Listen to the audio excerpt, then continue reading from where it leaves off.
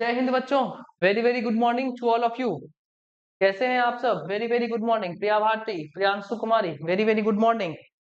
अंशिका शंकर, क्या आप लोगों के पास मेरी आवाज जा रही है बच्चे? क्या आप लोगों के पास मेरी आवाज जा रही है? बताने का काम करिएगा।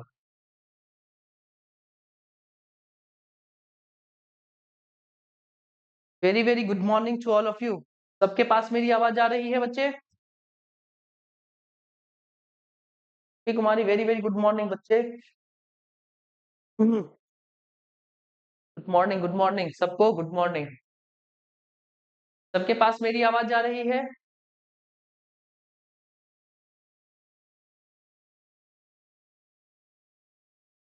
चलिए, कल की कहानी हम लोगों ने कहां पर छोड़ी थी?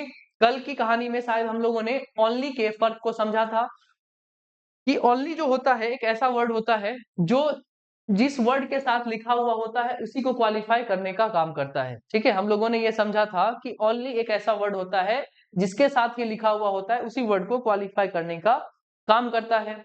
और फिर हम लोगों ने देखा था कि ओनली सेंटेंस में लिखे हुए पैरेलल मीनिंग्स को बताने का भी काम करता है। ठीक है, मतलब कि जो सेंटेंस में मीनिंग छिपी हुई है, लिखी नहीं है, उस बात को बताने का काम कौन करता है? ओनली करता है। ठीक है, और ओनली की तरीके से ही हम लोगों ने जस्ट और इवन का भी फंक्शन देखा था कि जस्ट और इवन का यूज हम लोग किस तरीके से करते हैं। चलिए, गुड मॉर्निंग हो गया है सीमा गिरी, सब गुड मॉर्निंग हो गया है। अब हम लोग आगे की कहानी पर लेकर चलते हैं और मैं आप लोगों को दो नए वर्ड से मिलाना चाहता हूं। ठीक है, अब इन वर्ड्स का नाम क्या है? तो एक का नाम है वेरी और दूसरे का नाम है मच। ठीक है, वेरी और मच, इन दो वर्ड से आपकी आज मुलाकात मैं करवाना चाह रहा हूं। ठीक है, शुरुआत करेंगे वेरी और मच के डिफरेंस के साथ कि वेरी और मच हिंदी में तो एक जैसे दिखाई देते हैं, इनका मीनिंग अगर हम हिंदी में निकालें तो हिंदी में इन दोनों का मीनिंग क्या होता है? सेम होता है। लेकिन इसके फर्क को इंग्लिश में पूछ लिया जाता है। किस तरीके से पूछा जाता है? पहले मैं आपके सामने कुछ सेंटेंसेस लिखने जा रहा हूं, इसमें कहां पर आप वेरी लगाने का काम करिएगा, कहां पर मच लगाने का काम करिएगा, गौर से आप लगाइए और उसके बाद हम इसके बारे में डिस्कस करेंगे। ठीक है,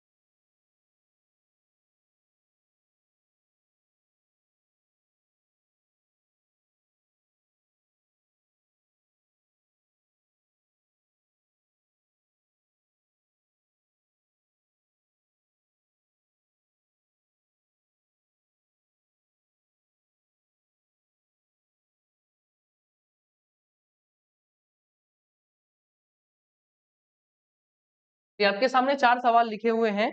इन चारों सवालों में आप लोग कहां पर वेरी लगेगा, कहां पर मच लगेगा, 2 मिनट का समय आपके सामने। आप लोग वेरी और मच जचाने का काम करिए, कहां पर वेरी लगाने का काम करिएगा, कहां पर मच लगाने का काम करिएगा। आरती, रिया, आशीष और मानती कुमारी, सबको वेरी वेरी गुड मॉर्निंग। आप लोग इस सवाल पर ध्यान दीजिए। आपके पास चार सवाल लिखे हुए हैं, कहां पर वेरी, कहां पर मच। 2 मिनट का टाइम आपके पास, सोचिए और यहाँ पर वेरी और मच जचाने का काम करिए। उसके बाद मैं इसके फर्क को बताने का काम करूंगा।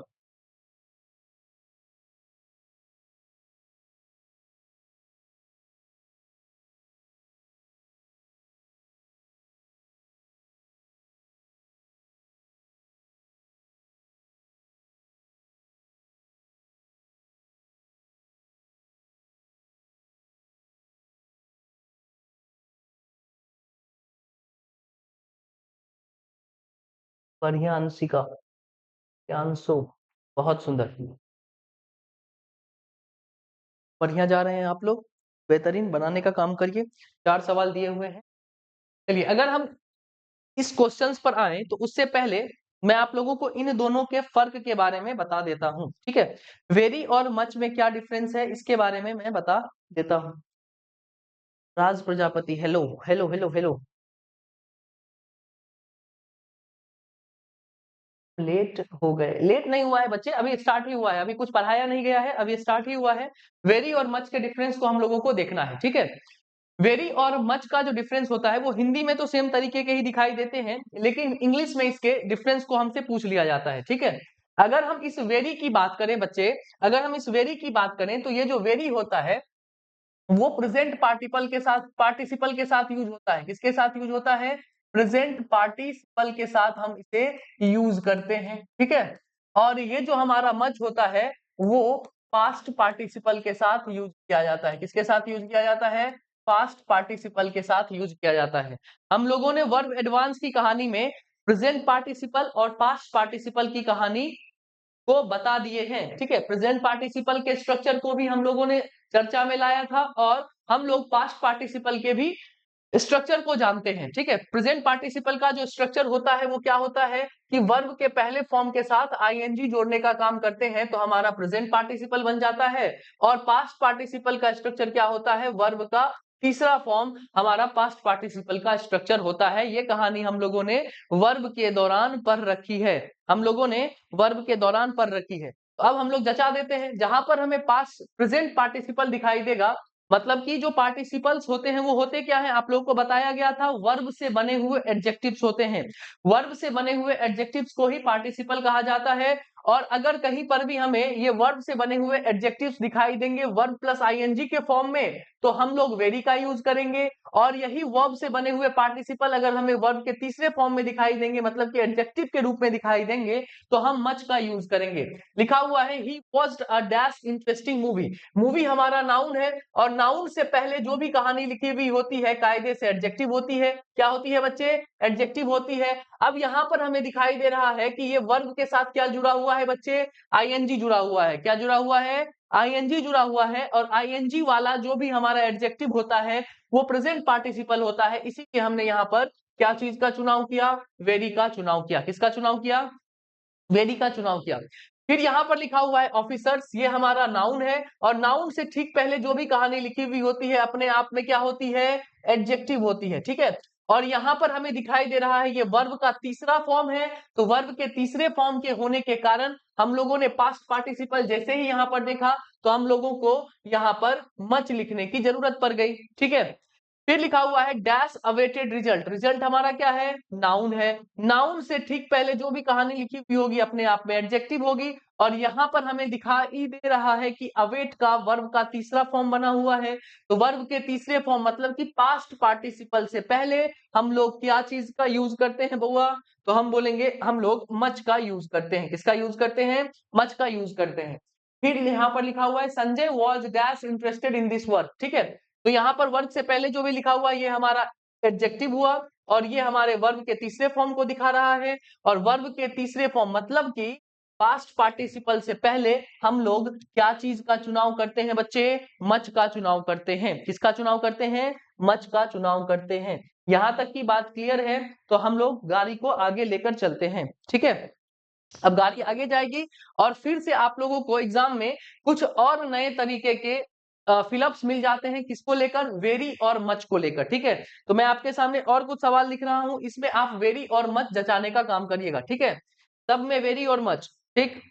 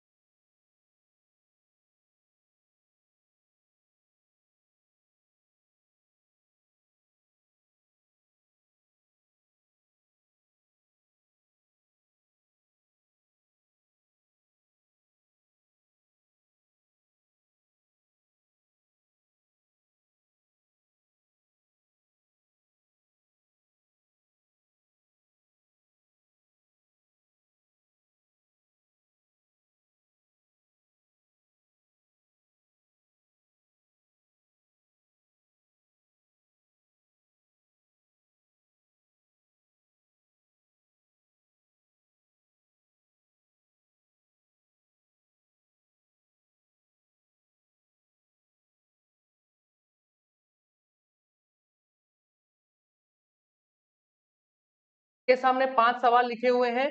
इन पांचों सवालों में आप लोगों को कहां पर वेरी आएगा, कहां पर मच आएगा, उसे भरने का काम करना है। ठीक है, कहां पर वेरी, कहां पर मच, उसे भरने का काम करना है। 2 मिनट का आपके पास समय है। ठीक है, पांचों सवालों में आपको वेरी और मच भरना है।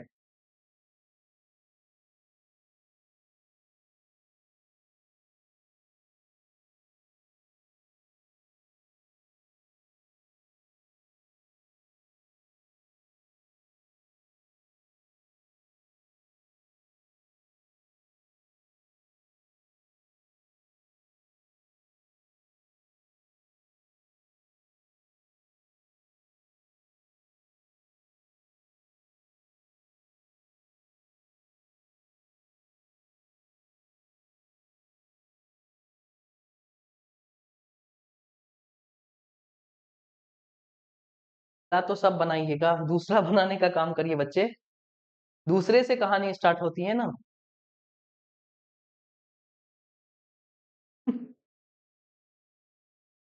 चलिए, इस वेरी वेरी और मच के डिफरेंस को जब हम इस सेंटेंस में देखने के लिए जाते हैं, तो इन सेंटेंसेस में आपको कंपैरिजन देखने के लिए मिल रहा होगा। ठीक है, आप लोगों को क्या देखने के लिए मिल रहा होगा बच्चे? कंपैरिजन देखने के लिए मिल रहा होगा।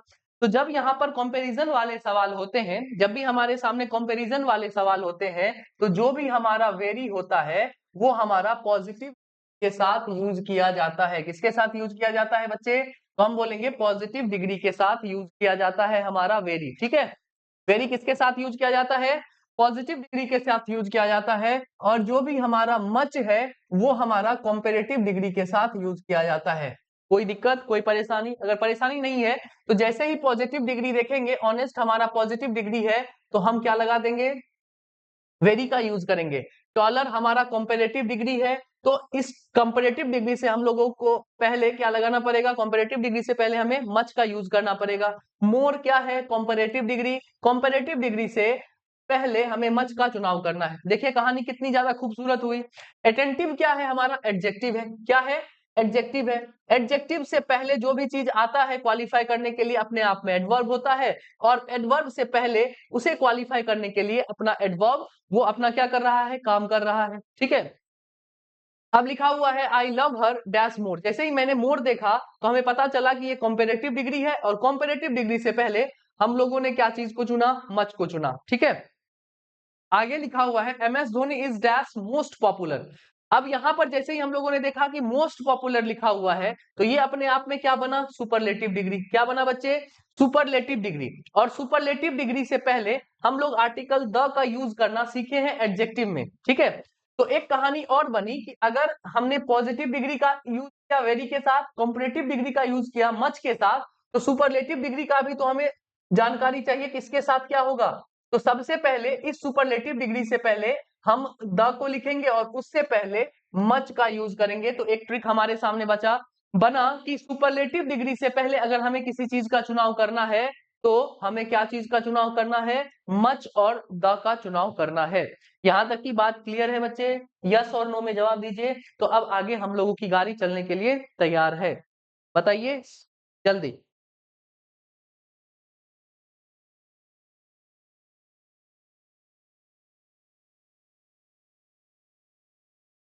यहां तक की बात क्लियर? यहां तक की बात बच्चे क्लियर है? तो अब मैं आप लोगों के सामने तीन वर्ड्स का डिफरेंस पूछने के लिए जा रहा हूं। ठीक है, तीन तीन वर्ड्स मैं आपके सामने दूंगा। एक है वेरी, ठीक है, दूसरा है मच, ठीक है, और तीसरा हमारे पास आया क्वाइट। ठीक है, ये तीनों को अब आप लोगों को फिलअप्स में भरना है। मैं आपके सामने क्वेश्चन लिख रहा हूं, कहां पर वेरी का यूज करना है, कहां पर मच का यूज करना है, और कहां पर क्वाइट का यूज करना है। आप लोग बताने का काम करिएगा। ठीक है, चलिए मैं आपके सामने कुछ सवाल लिख रहा हूं, इसमें आप कहां पर मच, कहां पर वेरी, कहां पर क्वाइट भरिएगा, बताने का काम करिए। ठीक।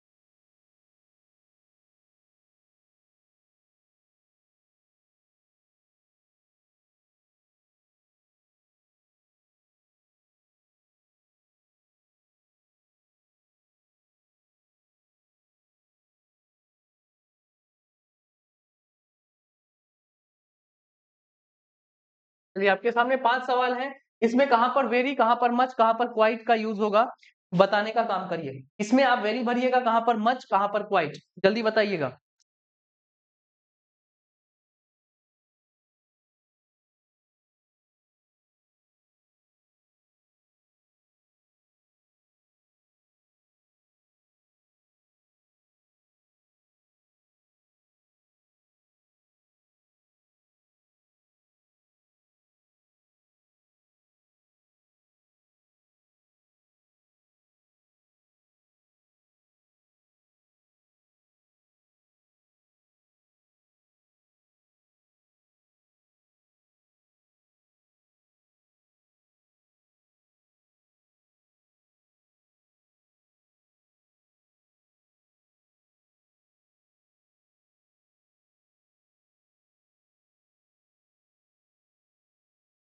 चलिए बच्चे, हम लोगों ने वेरी और मच के बारे में तो सीख लिया है कि वेरी और मच का यूज हमें कहां पर करना है, लेकिन इस क्वाइट के बारे में अगर हम बात करें, क्वाइट के बारे में अगर हम बात करें, तो ये मीनिंग के ऊपर हमें क्या करता है, बताने का काम करता है। ये मीनिंग क्या बताता है, कंप्लीटली। ये क्या बताता है, कंप्लीटली। ठीक है, अब एक बात बताइए, जब हम लोगों ने इस कंप्लीटली को देखा, तो इस कंप्लीटली के साथ हम लोगों ने देखा कि यहाँ पर कंप्लीट लिखा हुआ है। क्या लिखा हुआ है, ये अपने आप में कंप्लीटली का मीनिंग देता है। क्या चीज का मीनिंग देता है, कंप्लीटली का मीनिंग देता है क्वाइट। ठीक है, अब इस कंप्लीटली में हमें दिखाई दिया कि यहाँ पर कंप्लीट लिखा हुआ है, और हम लोगों ने एडजेक्टिव में पढ़ने का काम किया था। जब हम लोग एडजेक्टिव में डिग्रीज ऑफ कंपेरिजन पढ़ रहे थे, तो दो एडजेक्टिव में हम लोगों ने डिग्रीज ऑफ कंपेरिजन देखा, एक ग्रेडेबल और दूसरा नॉन ग्रेडेबल। ग्रेडेबल ऐसे एडजेक्टिव्स को हम लोगों ने कहा जिसका हमें पॉजिटिव डिग्री, कंपैरेटिव डिग्री और सुपरलेटिव डिग्री हम बना सकते हैं। लेकिन नॉन ग्रेडेबल एडजेक्टिव्स हमने उसे कहा जो क्या होता है, जो जिसका हम लोग पॉजिटिव से कंपैरेटिव और सुपरलेटिव नहीं बना सकते हैं। ठीक है, जिसका मीनिंग अपने आप में क्या होता था, कंप्लीट होता था, जो अपने आप में पूरा का पूरा कंप्लीट होता है। तो इस तरीके के एडजेक्टिव्स को हम लोग क्या कहते हैं, नॉन ग्रेडेबल एडजेक्टिव्स। क्या कहते हैं, नॉन ग्रेडेबल एडजेक्टिव्स। ठीक है, तो जब भी हम लोग इस क्वाइट का यूज करेंगे बच्चे, तो हम किसके साथ यूज करेंगे, नॉन ग्रेडेबल एडजेक्टिव्स के साथ यूज करेंगे, जिसका हमें पॉजिटिव डिग्री से सुपरलेटिव डिग्री तक हम जिस जिस भी वर्ड का, जिस भी एडजेक्टिव का हम कंपैरेटिव डिग्री से सुपरलेटिव डिग्री नहीं बना सकते हैं, वो अपना क्या होता है, नॉन ग्रेडेबल एडजेक्टिव्स होता है। ठीक है, होते तो ये पॉजिटिव डिग्री ही है, लेकिन काम किसका करते हैं, कहीं कहीं पर सुपरलेटिव डिग्री का भी करते हैं। ये कहानी हम लोग एडजेक्टिव में पढ़ लिए हैं। तो इधर हमें देखना है कि किसका पॉजिटिव डिग्री से कंपैरेटिव डिग्री और सुपरलेटिव डिग्री बन सकता है। उसके साथ हम क्वाइट का यूज नहीं करेंगे, उसके साथ हम लोग जो भी चीज दिखाई गई है उसका यूज करेंगे, वेरी या फिर मच का। ठीक है, पॉजिटिव डिग्री रहेगा तो वेरी, और कंपैरेटिव डिग्री रहेगा तो मच का। ठीक, अब देखिए यहाँ पर लिखा हुआ है ही सीम्स डैश लेजी। अब लेजी का हम लोग कंपैरेटिव और सुपरलेटिव बना सकते हैं, तो यहाँ पर लिखा हुआ है पॉजिटिव डिग्री में, तो इसीलिए हमें इससे पहले वेरी का यूज करना पड़ा। आगे लिखा हुआ है Neha sounded dash perturbed yesterday. अब परटर्ब्ड क्या है बच्चे, परटर्ब्ड क्या है ये बताइए। परटर्ब्ड का मतलब क्या होता है, परटर्ब्ड का मतलब होता है डिस्टर्ब होना। क्या होना, डिस्टर्ब होना। और हमें पता है कि यहाँ पर ये वर्ब के तीसरे फॉर्म के साथ लिखा हुआ है, परटर्ब्ड मतलब होता है डिस्टर्ब। ठीक है, तो वर्ब के तीसरे फॉर्म के साथ लिखा हुआ है, तो वर्ब के तीसरे फॉर्म से पहले हम लोग क्या चीज का चुनाव किए हैं, मच का चुनाव किए। ये पास्ट पार्टिसिपल है, और पास्ट पार्टिसिपल से पहले हम लोग मच का चुनाव करते हैं। तीसरे क्वेश्चन में लिखा हुआ है the dress is dash perfect. अब परफेक्ट, परफेक्ट क्या है, एक नॉन ग्रेडेबल एडजेक्टिव है। इसका ना ही कंपैरेटिव होता है ना ही सुपरलेटिव होता है। अगर आप लोग एडजेक्टिव के नोट्स जाकर खोलिएगा तो वहां पर कंप्लीट भी लिखा हुआ मिलेगा, परफेक्ट भी लिखा हुआ मिलेगा, यूनिक भी लिखा हुआ मिलेगा। ये सारे वर्ड्स लिखे हुए मिलेंगे जिसका हम लोग कंपैरेटिव डिग्री और सुपरलेटिव डिग्री नहीं बना सकते हैं। ये खुद में पॉजिटिव है, खुद में सुपरलेटिव का भी काम करते रहता है। तो जब हम इसका क्या नहीं बना सकते हैं, कंपैरेटिव और सुपरलेटिव नहीं बना सकते हैं, तो हम इससे पहले क्या चीज को लिखेंगे बच्चे, क्वाइट को लिखेंगे। अब लिखा हुआ है सी इज इल टुडे। अब ये जो इल है ना बच्चे, ये दो तरीके से फंक्शन करता है। इल कितने तरीके से फंक्शन करता है, दो तरीके से फंक्शन करता है। अगर ये इल नाउन के साथ नहीं लिखा हुआ है, अगर हम इस इल का चुनाव, अगर हम इस इल को नाउन के साथ नहीं लिखते हैं, तो इसका मतलब क्या बनता है, बीमार होना। क्या होता है, बीमार होना। और जब भी हम किसी को इस इल को नाउन के साथ नहीं लिखते हैं तो इसका मतलब बनता है बीमार होना। मतलब कि ये कौन सा एडजेक्टिव हुआ, ये नॉन ग्रेडेबल एडजेक्टिव हुआ। कोई अपने आप में बीमार है तो है, हम इसका ना ही कॉम्पेरेटिव बना सकते हैं ना ही सुपरलेटिव बना सकते हैं। लेकिन जब हम इस इल को नाउन के साथ यूज करते हैं, किसके साथ यूज करते हैं बच्चे, नाउन के साथ यूज करते हैं, तो इसका मीनिंग बदलता है और मीनिंग इसका क्या बन जाता है, बैड। क्या बन जाता है, बैड बन जाता है।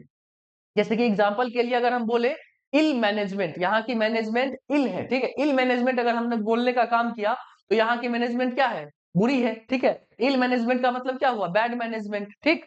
इल बिहेवियर का मतलब क्या हुआ, बैड बिहेवियर। तो जब भी हम इस इल को नाउन के साथ जोड़ते हैं तो इसका मीनिंग चेंज होता है और बैड बनता है। लेकिन जब हम इस इल को नाउन के साथ नहीं लिखते हैं तो इसका मतलब बीमार होता है, मतलब कि ये नॉन ग्रेडेबल एडजेक्टिव की कैटेगरी में आता है। तो लिखा हुआ है सी इज डैश इल, तो यहाँ पर सी का क्वालिटी बताया गया है इल, और इल के बाद हमारे पास कोई भी नाउन मौजूद नहीं है तो ये नॉन ग्रेडेबल एडजेक्टिव में आया। और जैसे ही नॉन ग्रेडेबल एडजेक्टिव के रूप में ये यूज हुआ है वैसे ही हमें क्या चीज को यूज करना पड़ा, क्वाइट को यूज करना पड़ा।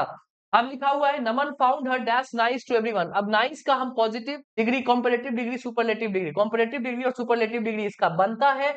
जैसे ही ये बनता है तो हम इसका क्या यूज करेंगे, इससे पहले वेरी का यूज करेंगे। किसका यूज करेंगे, वेरी का यूज करेंगे। यहां तक की बात क्लियर है, यस और नो, बताइए। वेरी मच और क्वाइट, ये तीनों के बारे में कहानी पता चली, यस और नो।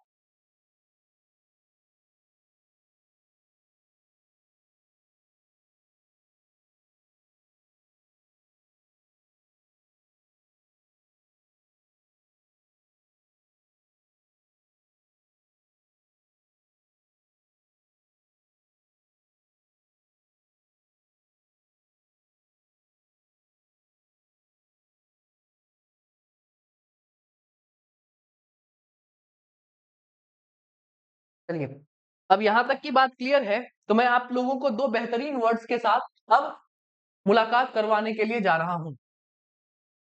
पहले का नाम है टू और दूसरे का नाम है इनफ, ठीक है। एक का नाम है टू और दूसरे का नाम है इनफ,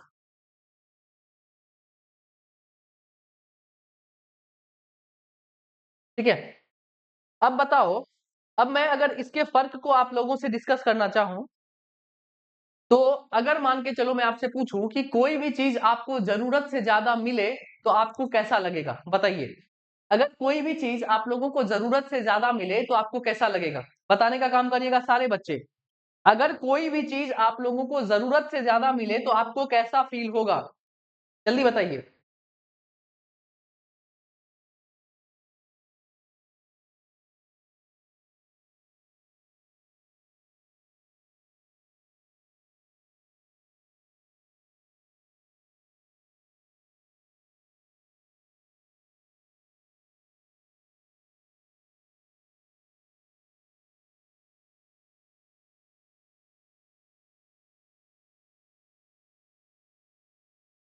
मानती कुमारी ढीली हो क्या, जैसे मान के चलिए कि अगर आप लोगों को खाना पसंद है, क्या चीज, मान के चलिए कि किसी को खाना पसंद है मोमोज, ठीक है। मोमोज खाना उसको पसंद है, ठीक। अब जो मोमोज खाना उसे पसंद है, अब मैं उसे सुबह उठते ही नाश्ते में भी मोमोज दे दूं, ठीक है। उसके बाद उसको भूख लगा तो लंच में भी मैं उसे क्या दे दूं, मोमोज दे दूं। ब्रेकफास्ट में भी मोमोज दे दिया, उसके बाद लंच में भी मोमोज दे दिया, डिनर में भी मोमोज दे दिया। जब भूख लगता है उसे तब मैं उसे आकर क्या दे देता हूँ, मोमोज दे देता हूँ। ये क्या है, जरूरत से ज्यादा चीज, जरूरत से ज्यादा उसे मिल रहा है, मतलब कि उसे पसंद था, अब उसी पसंद की चीजों को मैं उसे बार बार देने का काम कर रहा हूं। तो आपका मन कैसा होगा, जल्दी बताइए। अच्छा नहीं लगेगा, मतलब कि कोई भी चीज जरूरत से ज्यादा हो जाती है तो वो क्या हो जाती है, अपने आप में निगेटिव सेंस क्या करती है, क्रिएट करती है। तो जब हम इस टू की बात करते हैं तो टू का हमें मतलब पता चलता है मोर देन रिक्वायर्ड। इसका मतलब क्या होता है, मोर देन रिक्वायर्ड, ठीक है। कोई भी चीज हमें जरूरत से ज्यादा मिल गई है, इस टू का मतलब वही होता है, ठीक है। और जब हम इस टू की बात करते हैं तो जब कोई चीज हमें जरूरत से ज्यादा मिल ही गई है तो ये अपने आप में कौन सा सेंस जनरेट करता है बच्चे, तो हम बोलेंगे निगेटिव सेंस जनरेट करता है। कौन सा सेंस जनरेट करता है बच्चे, निगेटिव सेंस जनरेट करता है। इसीलिए जब भी हम इसका यूज करते हैं तो हम इसका यूज एडजेक्टिव से पहले करते हैं। किससे पहले करते हैं बच्चे? एडजेक्टिव से पहले करते हैं। तो इस टू का यूज किससे पहले होता है? एडजेक्टिव से पहले होता है। कोई दिक्कत? अब अगर हम इस इनफ की बात करें तो इनफ का मतलब क्या होता है? जो चीज मुझे चाहिए उतनी ही मिले। जो चीज मुझे चाहिए मुझे उतनी ही मिले, मतलब कि इसका मतलब होता है एज मच एज रिक्वायर्ड। मतलब कि जितनी मुझे जरूरत थी मुझे बस उतना ही मिलता तो मेरे लिए काम क्या हो जाता? मेरे लिए जो काम होता वो पॉजिटिव सेंस यहाँ पर जनरेट करता। ठीक है, जितनी मुझे चाहिए बस उतनी ही मिले वो मेरे लिए काफी है। तो ये अपने आप में कौन सा सेंस जनरेट करता है? पॉजिटिव सेंस जनरेट करता है। ठीक है, और जब ये पॉजिटिव सेंस जनरेट करता है तो हम इसे एडजेक्टिव के बाद लिखने का काम करते हैं। इसे हम एडजेक्टिव के बाद लिखने का काम करते हैं। यहां तक की बात क्लियर है बच्चे? सबसे पहली कहानी हम लोगों ने टू के बारे में समझी। तो टू का मतलब होता है मोर देन रिक्वायर्ड, मतलब कि जितनी जरूरत थी उससे ज्यादा ही मुझे मिलना स्टार्ट हो गया। और जब कोई भी चीज हद से ज्यादा हो जाती है तो वो निगेटिव सेंस जनरेट करती है, इसीलिए हम इसको एडजेक्टिव से पहले लिखने का काम करते हैं। ठीक है, और जब भी हमें यहाँ पर इनफ की बात की तो हमें जितनी चाहिए उतनी ही मिल रही है जो चीज, तो ये पॉजिटिव सेंस अपने आप में जनरेट करती है और हम इसका यूज कहां पर करते हैं? एडजेक्टिव से पहले करते हैं। ठीक है, अब ये दोनों जो वर्ड हमारे सामने लिखे हुए हैं ना, ये दोनों बहुत सातिर वर्ड्स हैं।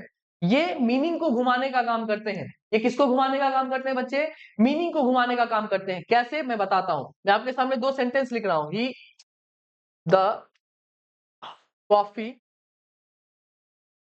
इज टू हॉट, और दूसरा सेंटेंस लिखा मैंने the coffee is hot enough. ठीक है, इन दोनों सेंटेंसेस का मीनिंग क्या हुआ बताइए? इन दोनों सेंटेंसेस का मीनिंग क्या हुआ? पहले सेंटेंस में क्या हो रहा है, दूसरे सेंटेंस में क्या हो रहा है? देखिए, ये जो टू है और जो ये इनफ है, ये दोनों सेंटेंस के मीनिंग को घुमाने में क्या करता है बच्चे? बहुत ज्यादा माहिर है ये टू और इनफ। मीनिंग को घुमाने में बहुत ज्यादा माहिर होता है। तो बताने का काम करिए। लिखा हुआ है the coffee is too hot और दूसरे में लिखा हुआ है the coffee is hot enough. इन दोनों में क्या फर्क है? जल्दी बताइएगा।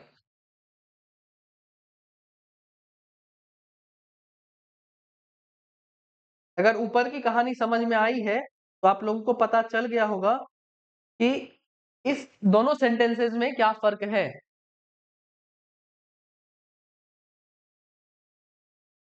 बहुत बढ़िया भैया। देखिए, पहले में जो लिखा हुआ है the coffee is too hot, मतलब कि ये जो कॉफी इतनी ज्यादा हॉट है कि इसे पिया नहीं जा सकता। इतनी ज्यादा हॉट है कि इसे पिया नहीं जा सकता, इतनी ज्यादा गर्म है। और यहाँ पर इतना गर्म है कि इसे पिया जा सकता है। तो ये जो हॉट, जो हमारा टू है और जो इनफ है, ये किसी भी सेंटेंस के मीनिंग को घुमाने का भी काम करता है। अब आपके एग्जाम में किस तरीके से क्वेश्चन आते हैं मैं आपके सामने डिस्कस करने के लिए जा रहा हूं। आपके सामने कुछ सवाल लिख रहा हूं, इसको गौर से देखिए और बनाने का काम करिएगा। ठीक है।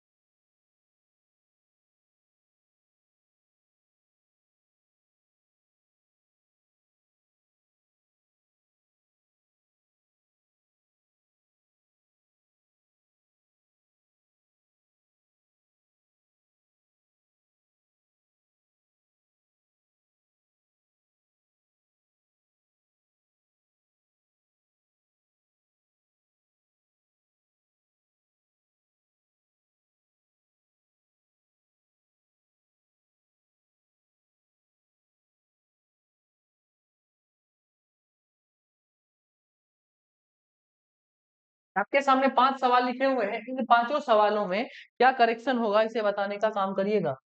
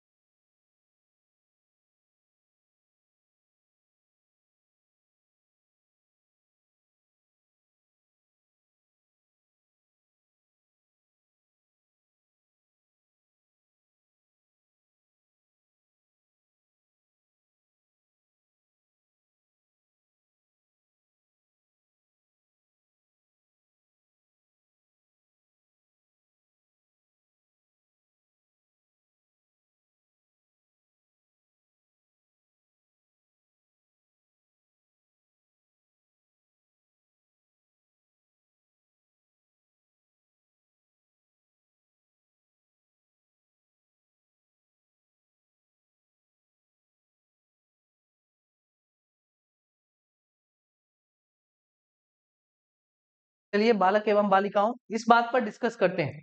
क्या लिखा हुआ है, राहुल इज टू पुअर। जैसे ही हमने इतना दूर का सेंटेंस देखा, एक सेकेंड रुकना बच्चे।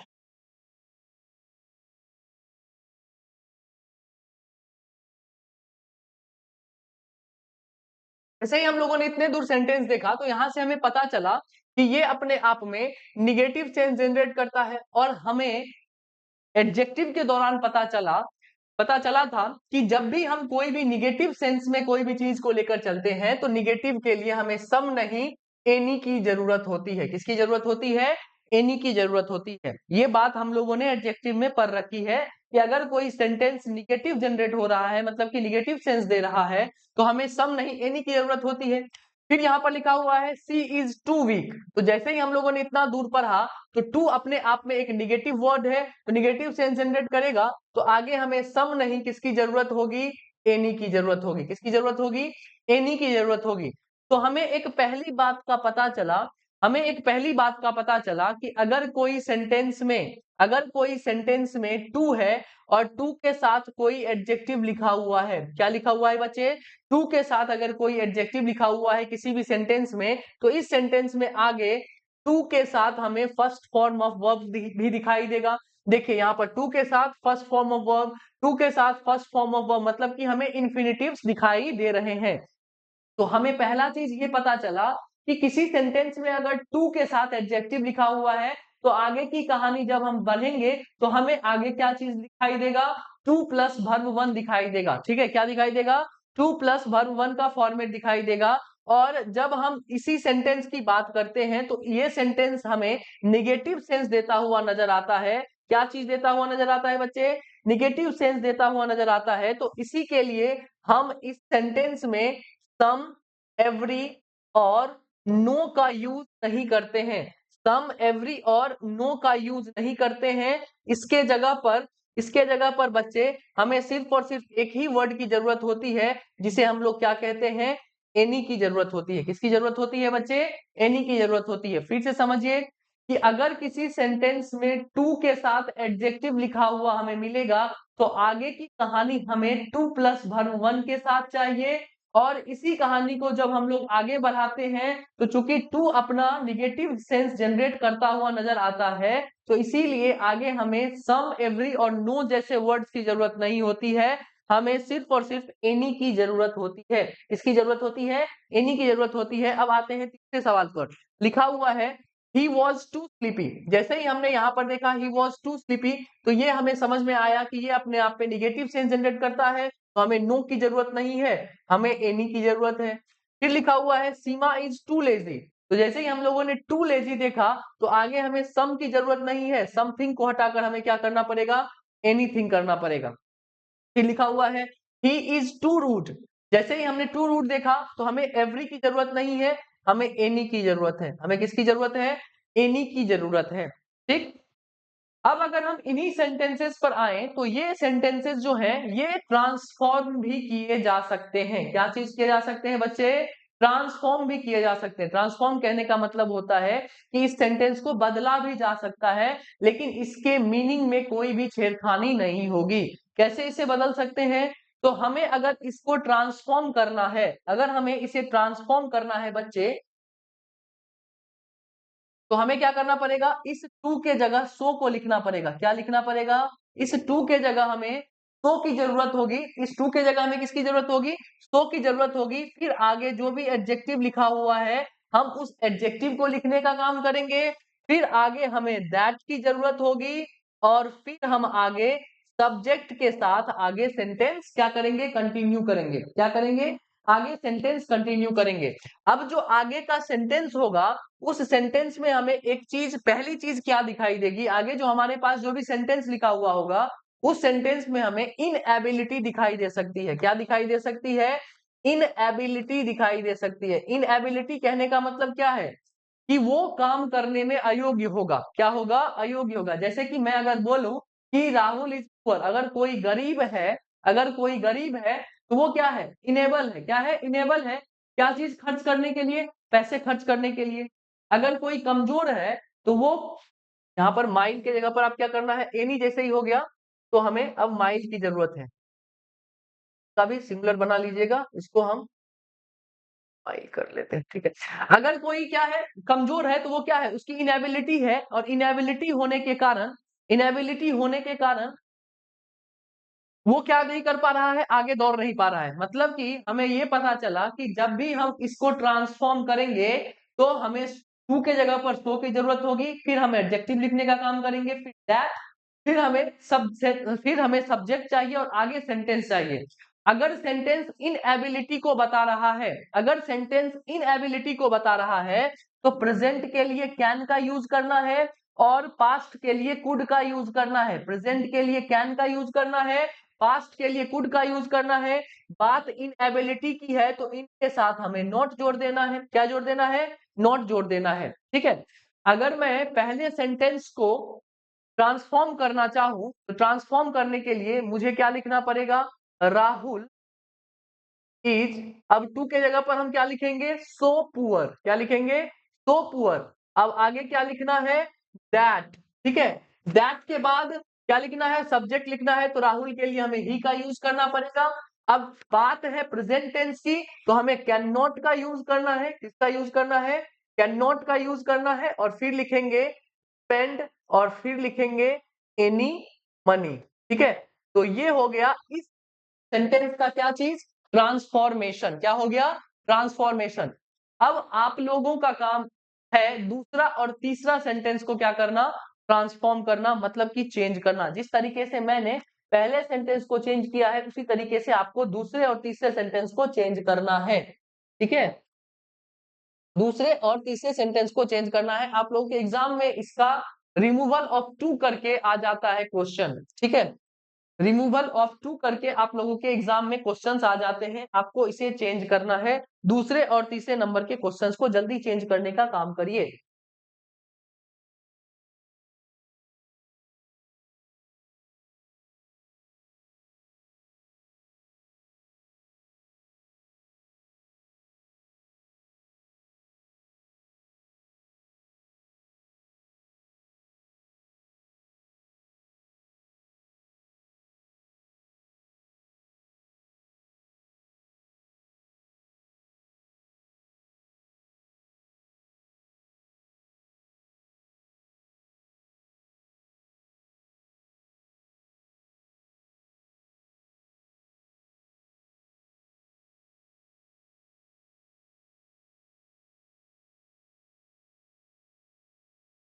4 नंबर में एनी के साथ थिंग नहीं जोड़ेंगे, थिंग को गायब कर देंगे, नहीं तुम्हारी एनीथिंग होगा। हमने खाली एवरी, सम और नो को हटाया है, ऐसा नहीं कि उसके साथ जो जुड़ा हुआ है उसको भी हटा दीजिएगा।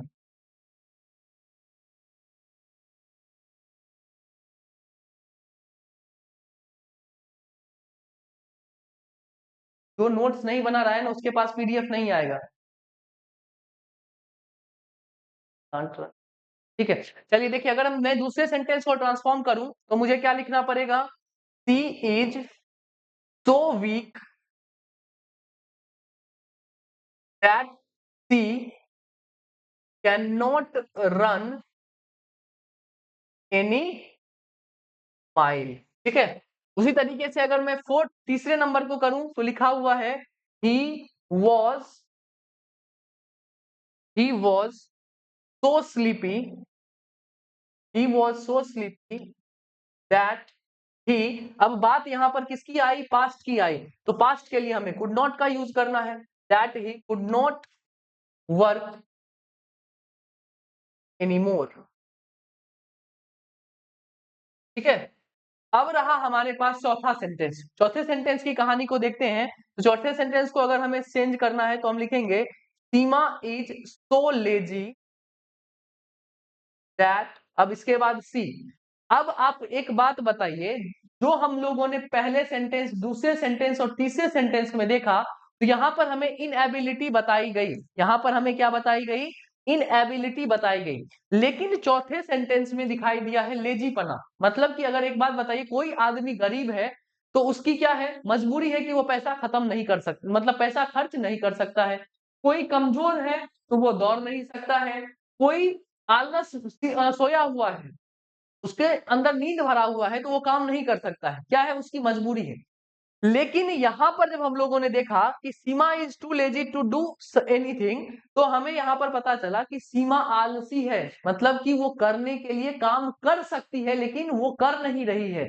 तो यहां पर इस तरीके के सेंटेंस में हमें पहली बात क्या देखने के लिए मिलती है? इनएबिलिटी देखने के लिए मिलती है। और दूसरे तरफ हमें देखने के लिए मिलता है बिहेवियर। क्या देखने के लिए मिलता है? बिहेवियर। मतलब कि वो ये कर सकता था लेकिन उसका मन नहीं किया तो उसने नहीं किया। ये इसके बिहेवियर को बता रहा है। और बिहेवियर वाले चीज में अगर हमारे सामने प्रेजेंट है तो प्रेजेंट टेंस का यूज करेंगे, डू या डज का यूज करेंगे। ठीक है, और अगर पास्ट है तो डिड का यूज करेंगे, और साथ में हम क्या चीज को लगाएंगे? नॉट को लगाने का काम करेंगे। बिहेवियर दिखाने के लिए हम प्रेजेंट टेंस और पास्ट टेंस का यूज करते हैं। बिहेवियर दिखाने के लिए हम प्रेजेंट इंडेफिनिट और पास्ट इंडेफिनिट का यूज करते हैं। तो हमें डू या डज की जरूरत होगी प्रेजेंट टेंस के लिए, प्रेजेंट इंडेफिनिट टेंस के लिए। और पास्ट टेंस को जैसे ही हम लोग देखेंगे तो हमें डिड लगाना है, आगे नॉट का चुनाव करना है। तो लिखा हुआ है सीमा इज सो लेजी दैट सी। अब यहाँ पर यह बात है कि प्रेजेंट टेंस की, और थर्ड पर्सन सिंगुलर नंबर के साथ डज का यूज होता है। तो she does not do anything. ठीक है, उसी तरीके से फिफ्थ नंबर क्वेश्चन पे अगर आएंगे तो लिखा हुआ है ही इज, तो हम लिखेंगे he is so rude that he is so rude that he does not speak to anyone। ठीक है, यहां तक की बात क्लियर है? किस तरीके से इसका ट्रांसफॉर्म होता है, ट्रांसफॉर्मेशन होता है? यहां तक की बात क्लियर है? किस तरीके से ट्रांसफॉर्मेशन होता है, पता चला बच्चे? तो आप लोगों को ये बात याद रखनी है कि टी डबल ओ टू के साथ किस चीज का पेयर बनता है? TO2 का पेयर बनता है। और सो के साथ किसका पेयर बनता है? दैट का पेयर बनता है। यहां तक की बात क्लियर है? यस और नो जल्दी बताइए, तो आगे बढ़ेंगे कहानी को लेकर।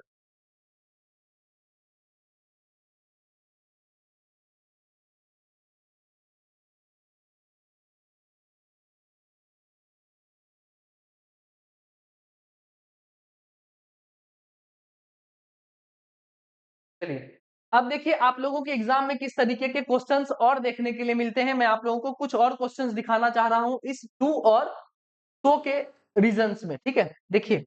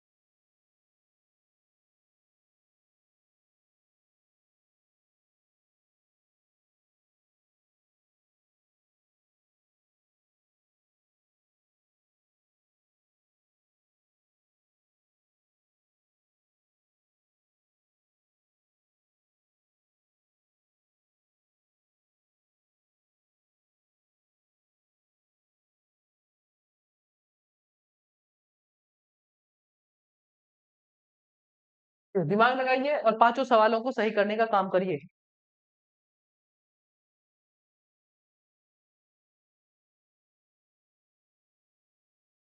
आशीष कुमार, तुम्हारा रोज का यही रहता है, क्लास रुक के चल रहा है, ये चल रहा है, अपना फोन सही करो या नहीं तो लाइव क्लास मत अटेंड करो। किसी का क्लास नहीं रुकता है, खाली तुम्हारा ही क्लास रुकता है। तो अपने क्लास को ऑनलाइन नहीं देखा करो, ऑफलाइन देखा करो जाके, लाइव नहीं, अपना रिकॉर्डेड बैच देखो।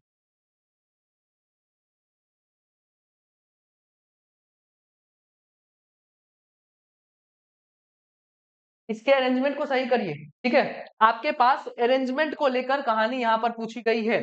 हम लोगों ने सीख रखा है कि जब भी हम इस टू के साथ एडजेक्टिव को लिखते हैं तो आगे टू के साथ वर्ब का पहला फॉर्म लिखना है। उसके बाद अगर हम सो के साथ एडजेक्टिव का यूज करते हैं तो आगे पेयर क्या लिखना चाहिए, दैट। तो आपको जानबूझकर गलत दे दिया जाता है, टू के साथ दैट का यूज कहीं आपको दे दिया जाता है और सो के साथ टू लिखकर दे दिया जाता है।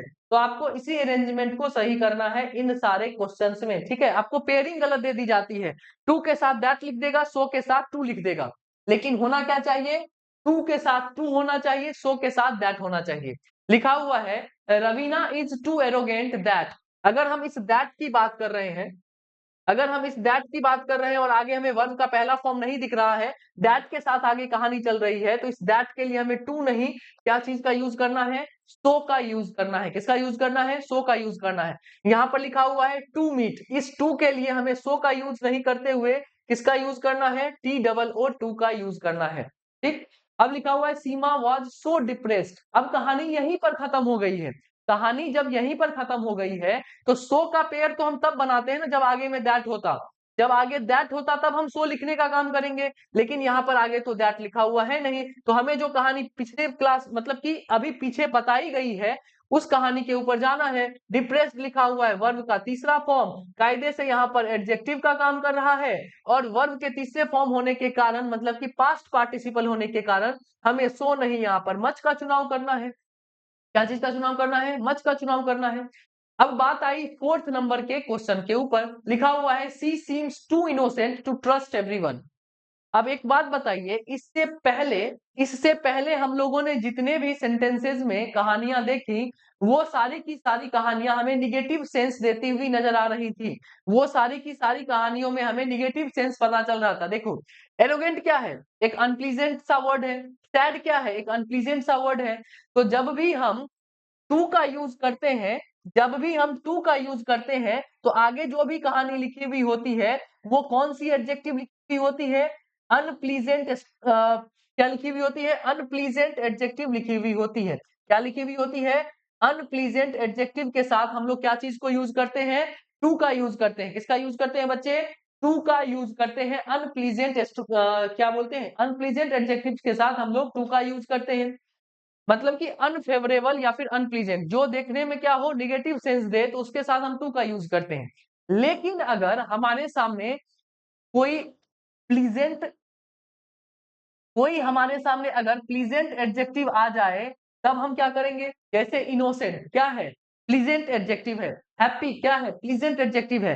तो जब हमारे आगे प्लीजेंट एडजेक्टिव आ जाए तो हम इसके बाद इनफ का यूज करने का काम करते हैं, तब हमें टू की जरूरत नहीं होती है। अगर हमारे सामने प्लीजेंट एडजेक्टिव्स लिखे हुए हैं तो हम इसके बाद इनफ का यूज करते हैं। ठीक है, लिखा हुआ है she seems too innocent. Innocent क्या है, अपना प्लीजेंट एडजेक्टिव है। तो यहाँ पर टू को हटाकर इस इनोसेंट के तुरंत बाद हमें क्या चीज लिखना पड़ेगा, इनफ लिखना पड़ेगा। क्या लिखना पड़ेगा, इनफ लिखना पड़ेगा।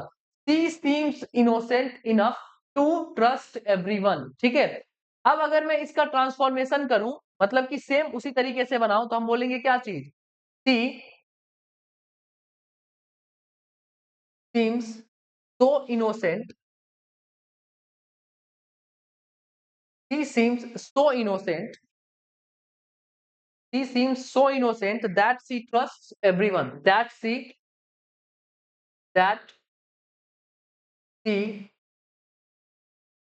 trusts।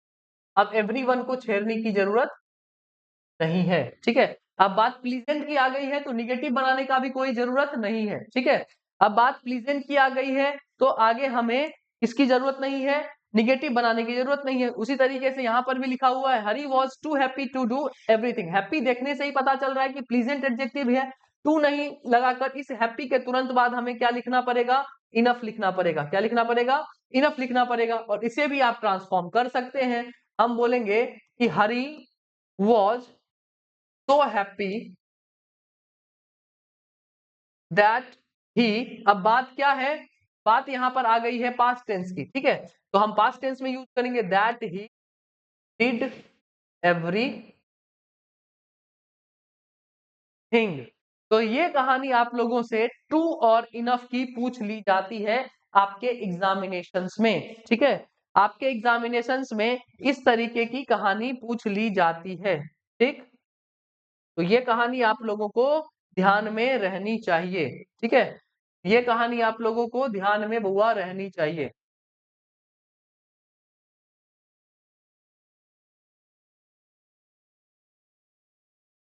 यहां तक की कहानी क्लियर है बच्चे?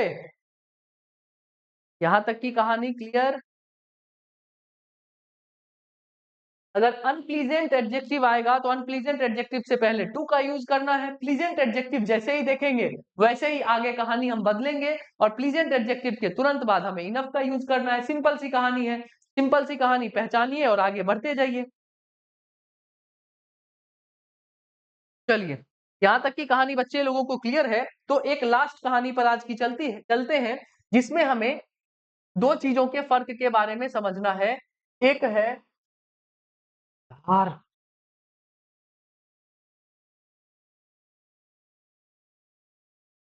एक है जिसका नाम है टू मच, और एक है जिसका नाम है मच टू, ठीक है। अब इन दोनों के फर्क को देखना है। आज की लास्ट कहानी है, आपके सामने मैं कुछ सवाल लिख रहा हूं, उसमें कहां पर टू मच लिखने का काम करिएगा, कहां पर मच टू लिखने का काम करिएगा, बस इतना बता दीजिएगा, ठीक है।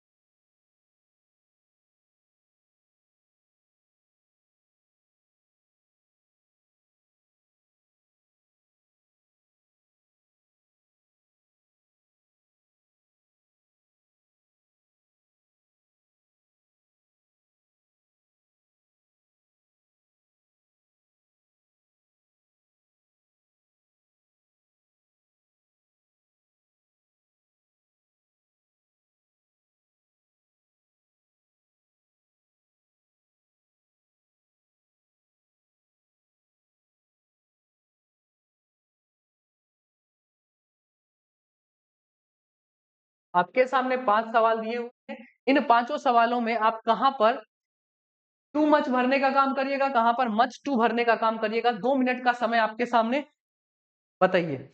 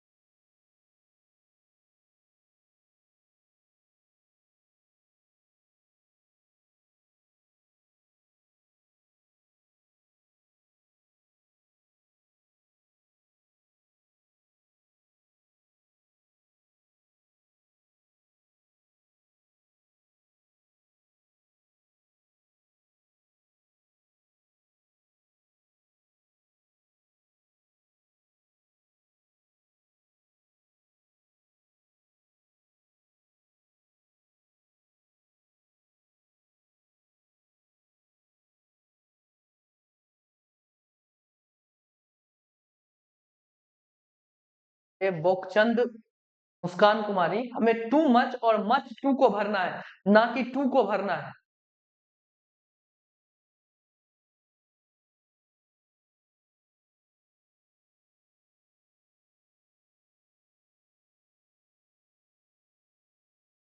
सुंदर, नहीं पता है आप बता दीजिए, हम तो बताएंगे ही, कोशिश करिए।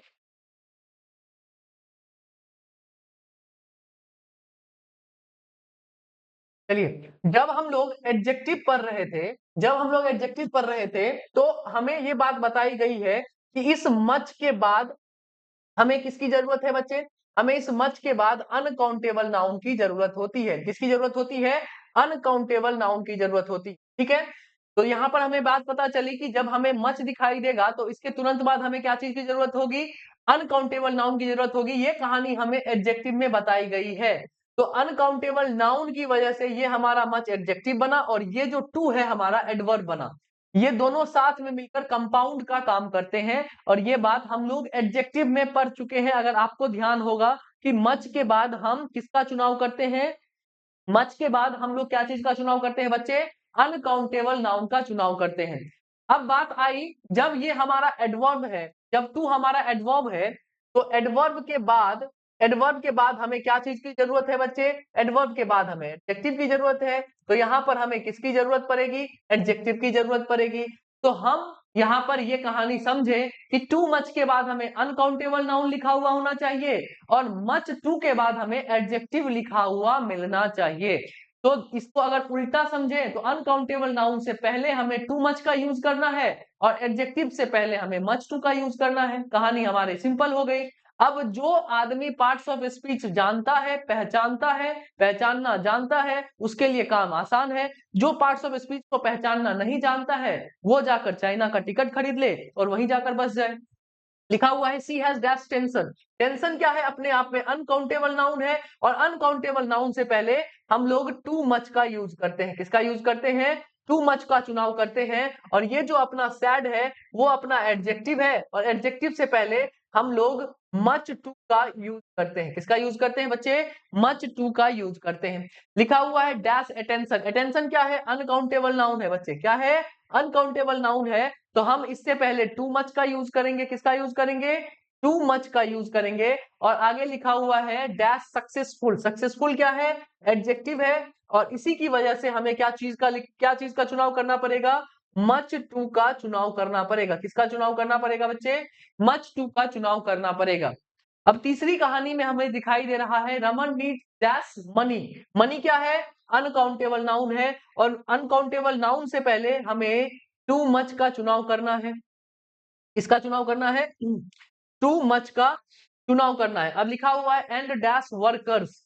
जैसे ही हम इस वर्कर्स पे आए बच्चे, तो हमें ये वर्कर्स के बारे में पता चला कि ये प्लूरल काउंटेबल नाउन है। क्या है? प्लूरल काउंटेबल नाउन है। मच का यूज हम अनकाउंटेबल नाउन के साथ करते थे। मच का यूज हम अनकाउंटेबल नाउन के साथ करते थे और मेनी का यूज हमें सिखाया गया था प्लूरल काउंटेबल नाउन के साथ करना। ठीक है, तो जब भी हमें आगे लिखा हुआ दिखाई दे प्लूरल काउंटेबल नाउन, तो इस प्लूरल काउंटेबल नाउन से पहले हम क्या चीज लिखने का काम करेंगे? टू मेनी लिखने का काम करेंगे। क्या चीज लिखने का काम करेंगे? टू मेनी लिखने का काम करेंगे। वर्कर्स प्लूरल काउंटेबल नाउन है, इसीलिए हमें क्या चीज लिखना पड़ा? टू मेनी लिखना पड़ा। क्या चीज लिखना पड़ा बच्चे? टू मेनी लिखना पड़ा। आपके लिए मात्र दो क्वेश्चंस है, 4 और 5। अब इसे सही करने का काम करिए। आपको बता दिया गया है कि किसके साथ क्या चीज का यूज करना है। 4 और 5 बढ़िया तरीके से सही करने का काम करिएगा।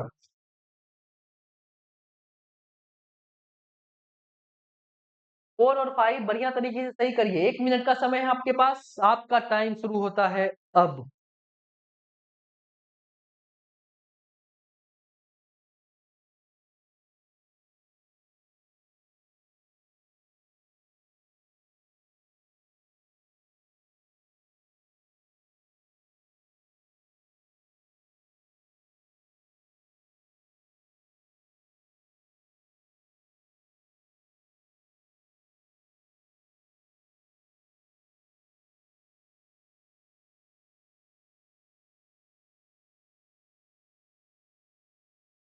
चलिए बच्चे, लिखा हुआ है हमारे पास they are dash sincere. Sincere अपने आप में एडजेक्टिव होता है और इस एडजेक्टिव से पहले हम अपने आप में क्या यूज करते हैं बच्चे? मच टू का यूज करते हैं। आगे लिखा हुआ है विथ डैश ऑफिसर्स। ऑफिसर्स क्या है?